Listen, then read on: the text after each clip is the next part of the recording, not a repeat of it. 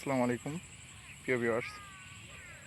একটা জিনিস অনেক চেষ্টা করতেছি কিন্তু সারতে পারতেছি না।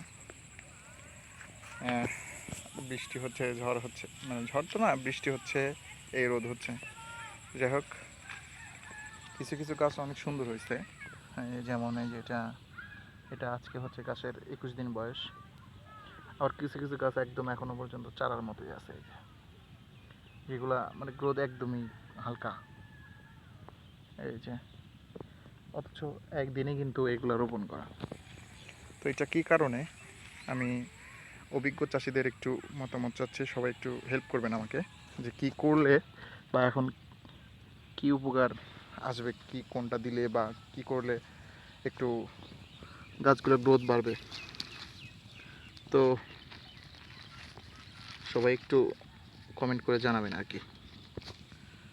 আর হচ্ছে এই যে গাছের নতুন যে ফুলগুলো আসছে, ফুলগুলো আমি কি অনেক চেষ্টা করেও এটা সারাতে পারতেছি না। যে এরকম নতুন ফুল যতগুলো আছে, প্রত্যেকটা গাছে এরকম ফুল মানে ঝড়ে নষ্ট হয়ে যাচ্ছে।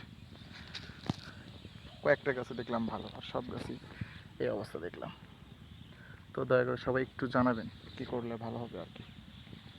এটা ছোট একটা জমি, 6 শতাংশ জমি। তো এইভাবে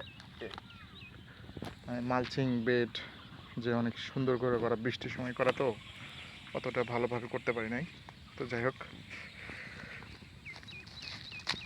সবাই একটু কমেন্ট করে জানাবেন ইনশাল্লাহ। হ্যাঁ, সকলকে ধন্যবাদ। আসসালামু আলাইকুম।